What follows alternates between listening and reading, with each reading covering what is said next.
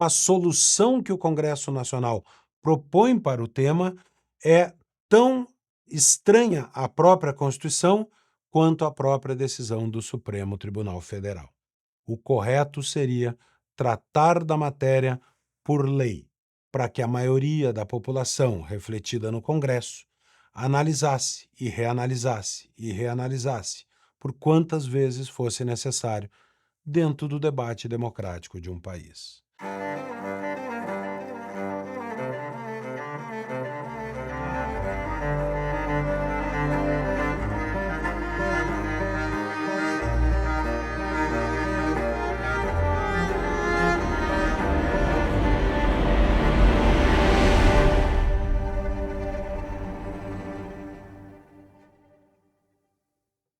O Supremo Tribunal Federal decidiu que o porte de maconha para consumo não é crime no Brasil. Nesse dia 25 de junho, o Supremo Tribunal Federal formou maioria para declarar que, apesar de um ilícito administrativo, o porte de drogas para consumo, especialmente da maconha, não configura um ilícito penal, isso é, não abrirá processo penal com possibilidade de pena, inclusive, de prisão para os flagrados nessa condição. Essa decisão ela vem no momento em que o Congresso Nacional analisa uma proposta de emenda constitucional para tratar da mesma matéria. E a decisão provocou, é claro, uma grande polêmica no Brasil, ou duas. A primeira, é claro, é a polêmica sobre a eventual legalização da maconha. Essa discussão já aconteceu em diversos países da Europa, aconteceu em Portugal, aqui mais próximo ao povo brasileiro, e em diversos estados dos Estados Unidos da América, provocando lá uma coxa de retalhos, fazendo com que em alguns estados a maconha seja permitida e em outros não. Os resultados sociais são controversos e essa é uma discussão que, de novo, diversos países do mundo estão fazendo. Qual é a segunda polêmica? A segunda polêmica é a forma com que isso se deu no Brasil, através de uma decisão judicial e não através da aprovação de uma lei no Congresso Nacional. Além de uma forma também controversa de votar, com a ministra Rosa Weber abrindo voto antes de se aposentar para garantir que um voto a favor estaria ressalvado no processo, houve outros temas debatidos nesta mesma decisão. Um destes temas é se a decisão se aplicaria unicamente à maconha ou a toda e qualquer droga. Porque, como acaba de noticiar o meu Gilmar, ele fez um corte para restringir o voto dele ao uso da maconha. Isso que é o tema da repercussão. Agora, também não significa dizer que implicitamente nós dissemos que não pode ser considerado ilícito o uso de outras drogas. Isso não está dito. Mas eu estou dizendo o meu voto. Bom, então, mas não foi. Mas não o meu voto diz que a descriminalização foi para todas as drogas, no que diz respeito ao. Foi isso, presidente? Nós escolhemos a passagem bíblica cada dia com a sua agonia. Exatamente. E, portanto, estamos discutindo apenas a maconha. Então, a decisão do Supremo não atingiu todas as drogas, apenas a maconha. Embora tenha ficado no ar também uma janela aberta para que mais adiante se estenda essa decisão a todas as drogas. Não só a questão de outras drogas, mas também qual é a natureza desse ilícito que resta, já que não é um ilícito penal, e Barroso falou sobre isso. Com o pronunciamento do ministro Dias Toffoli, forma-se então maioria de que o porte para consumo pessoal constitui ato ilícito sem natureza penal. E aqui gostaria de deixar claro que o tribunal, até agora, e já por maioria, se manifesta pela natureza ilícita do porte para consumo e, por via de consequência, pela vedação de consumo em local público, pelo fato de ser, evidentemente, uma atividade ilícita, e penso que seja muito importante destacar esse ponto. Ou seja, continua um ilícito administrativo, da mesma natureza que é furar um sinal vermelho ou jogar lixo na calçada, e que não pode acontecer em local público. Vem aí uma nova discussão sobre o que é um local público. A cabine de um banheiro de um bar, a cabine de um banheiro de uma escola, são locais públicos ou não? Essa é a próxima discussão que deve seguir a essa interpretação que o Supremo faz da matéria. Mas a maior polêmica é a forma como isto se resolveu no Brasil, não através de uma decisão do Congresso, mas sim do Supremo Tribunal Federal, e este foi o tema da fala do ministro Luiz Fux, que botou o dedo na ferida sobre os limites da atuação do Supremo Tribunal Federal numa matéria específica de política pública. Essa prática, anoto aqui, tem exposto o Poder Judiciário, em especial o Supremo Tribunal Federal, a um protagonismo deletério, corroendo a credibilidade dos tribunais quando decidem questões permeadas por desacordos morais que deveriam ser decididas na arena política. É lá que tem que ser decidido. É lá que tem que pagar o preço social. Não é que nós tenhamos receio, não, mas nós temos que ter deferência, porque num Estado democrático, a instância maior é o parlamento. Num Estado democrático, a instância maior é o parlamento. Qual a razão dessa judicialização da política no Brasil? Por que é que os temas que são de natureza de política pública e não natureza de direitos individuais acabam sujeitos ao Supremo Tribunal Federal, retirados da esfera de domínio do Congresso Nacional? Primeiro, historicamente, a história do liberalismo e depois do conservadorismo se constituiu dizendo que as matérias de direitos individuais não são sujeitas ao voto da maioria. Essa é a garantia dos direitos individuais. Os direitos são anteriores no tempo e superiores hierarquicamente à própria existência do poder público.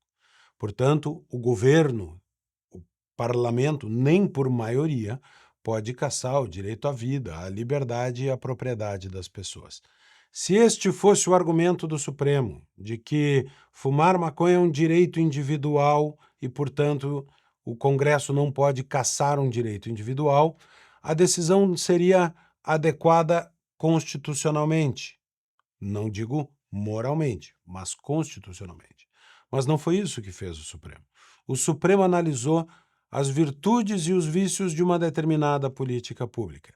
O encarceramento, a adequação da penalização de um determinado ilícito, ou seja, ele continua dizendo que é um ilícito, portanto não é um direito individual, e analisa qual é a pena que deve ser aplicada. O que faz com que no Brasil matérias que deveriam ser do Congresso, análise de políticas públicas, venha para dentro do Supremo Tribunal Federal. Nelson Jobim deu uma dica importante no documentário A Crise dos Três Poderes, aqui da Brasil Paralelo. Agora, quanto ao judiciário, como a política deixou de ter a capacidade de compor os seus conflitos, os seus dissensos, não tendo elementos para compor o dissenso, começaram a se dirigir ao Poder Judiciário, ao Supremo principalmente, para resolver os dissensos não resolvidos e não compostos na política. E com isso forçaram trazer o Judiciário para o campo político. É isso que eu chamo de judicialização da política. A judicialização foi um ato dos partidos e dos indivíduos, porque não tinham mais formas de compor os seus dissensos e levavam esses dissensos para o Poder Judiciário. No início, isso aí não é recente, mas no início o Poder Judiciário reagia. Quando eu estava lá, nós identificamos claramente questões de interna corpus, não mexíamos em políticas públicas, etc. Agora não. Em face da provocação subsequente e também da pressão da mídia no sentido do tribunal, o tribunal começou a entrar dentro dessas funções que a rigor não seriam dele. Esse é um pequeno trecho da fala de Nelson Jobim no documentário A Crise dos Três Poderes, que eu recomendo profundamente e acho que é uma chave para entender o que se passa no Brasil nesse momento. Então, assine a Brasil Paralelo e tenha acesso ao documentário completo, que vale a pena e trata deste tema. Este tema, que aliás o próprio Fux também no seu voto pareceu copiar a lógica de Nelson Jobim. Nós assistimos cotidianamente o Poder Judiciário ser instado a decidir questões para as quais não dispõe de capacidade institucional. Em consequência, o que ocorre? O Poder Judiciário é instado, as instâncias próprias não resolvem os problemas e o preço social é pago pelo Judiciário. Por quê? Porque nós não somos juízes eleitos, nós não devemos satisfação a eleitor. Então manda para o Poder Judiciário. Tem razão Jobim e Luiz Fux. Este é um assunto que deveria ser decidido na arena política e acaba judicializado. Talvez ambos façam uma leitura benéfica da situação, dizendo que é a incapacidade de o Congresso resolver que acaba levando ao judiciário. Há uma segunda opção. A segunda alternativa é de que não é que o Congresso não tenha resolvido, é que a solução que o Congresso deu desagradou uma minoria que usa um atalho para levar ao judiciário a matéria. É um atalho político de conseguir fazer a norma sem ter maioria. Isso através de um recurso ao Supremo Tribunal Federal. Mas isso só mostra a natureza de política pública desta decisão. Nós estamos aferindo aqui a opinião da maioria ou a da minoria, e isso significa que esta é uma matéria típica de Congresso Nacional. Por quê? Porque o Congresso é eleito ideologicamente de 4 em 4 anos para expressar a opinião da maioria. Não é o caso do Supremo Tribunal Federal. Para ser ministro do Supremo Tribunal Federal, o requisito é o saber jurídico e a conduta ilibada, além da aprovação do Senado e indicação pelo presidente da República. O Supremo não tem mandato popular, o Supremo tem um exercício de um poder que não é de um mandato eletivo. Toffoli, no entanto, acredita que o mero processo de nomeação dos ministros é capaz de conceder a eles a representação popular. Aqui nós temos pessoas indicadas por presidentes da República de direita, de esquerda, de centro-direita, de centro-esquerda, aprovados todos pelo Senado da República. Todos. Ou seja, passando por crivo, se somar os votos dos presidentes da República que receberam e foram eleitos, aos votos dos senadores que nos aprovaram, todos aqui estamos legitimados em cerca de 100 milhões de votos.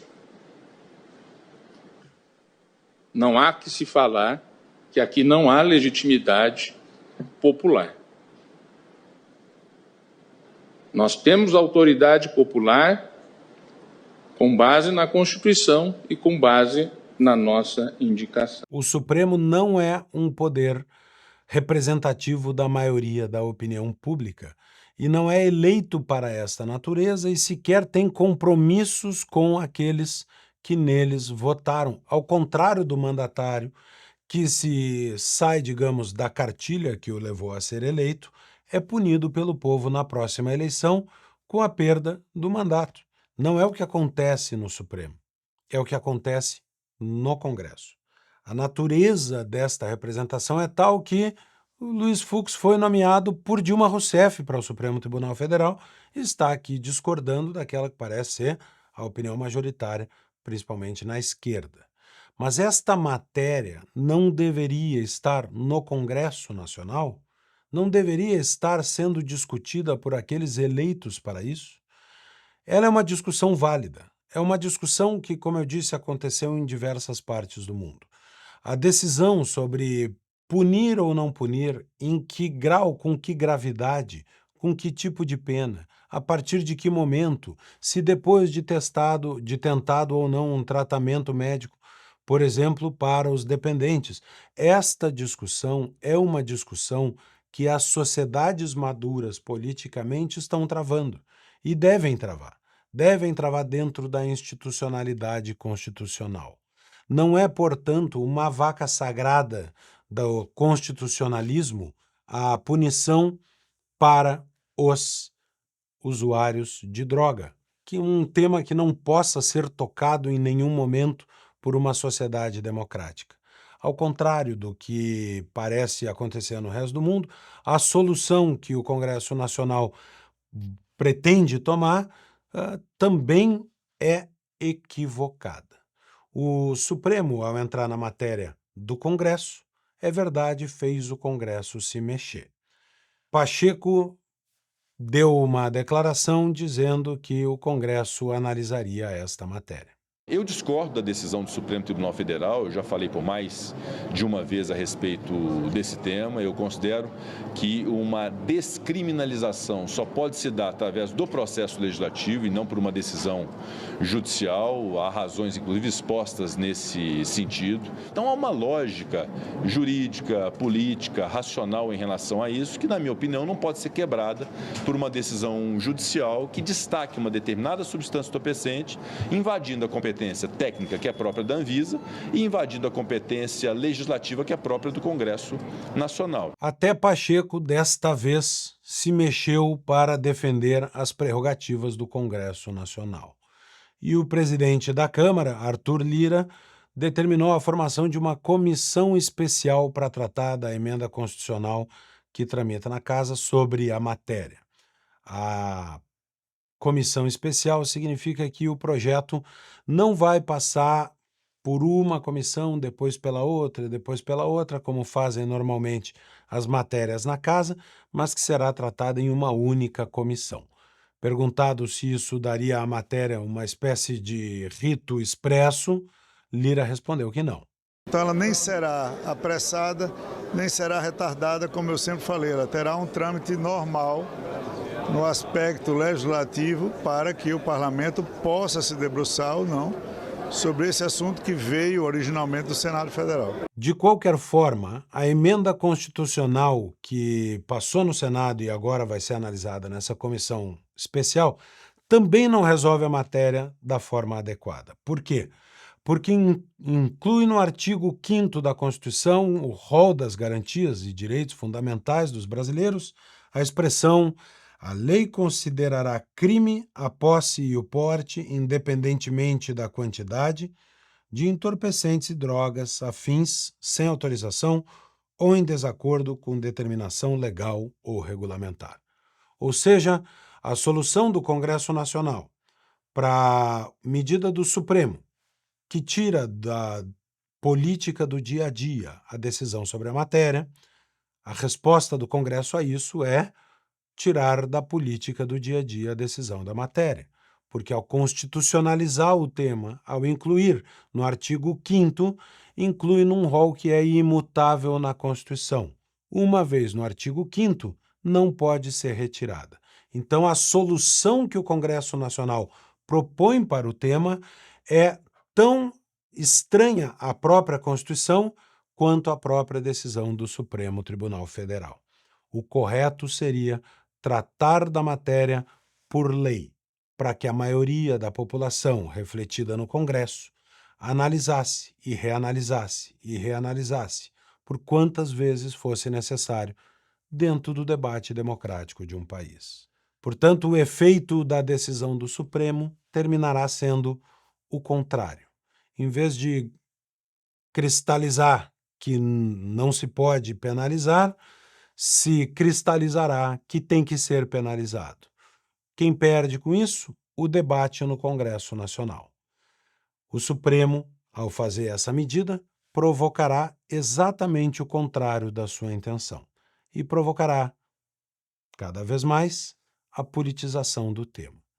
Tanto é que o ex-presidente da República, Jair Bolsonaro, já foi ao Twitter se manifestar sobre a matéria. Os próprios argumentos de Bolsonaro parecem ser também temas de discussão do Congresso Nacional e não da aprovação da PEC, que está em discussão nesse momento, que cristaliza na Constituição e tira da discussão diuturna do Congresso Nacional. Haverá uma resposta da sociedade. Os brasileiros vão falar sobre a matéria e a opinião pública virá à tona. É possível que haja uma reação política já nas eleições municipais, mas isso também faz com que, nas próximas eleições nacionais, em 2026, o tema das drogas venha a ser novamente discutido na campanha eleitoral. O alerta de Fux parece que não produziu efeitos nessa vez, mas mostra que começa a acontecer uma reflexão na Suprema Corte. A reflexão de que, ao trazer para si, ao judicializar os temas políticos, o Supremo Tribunal Federal também sofre o desgaste que é típico dos poderes políticos, a rejeição da opinião pública.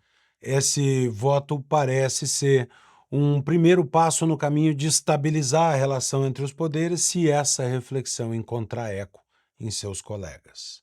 Até lá, o que provavelmente vai acontecer é justamente o contrário do que a decisão parece querer. Ao fim e ao cabo, o que o Brasil precisa é da boa e velha separação de poderes.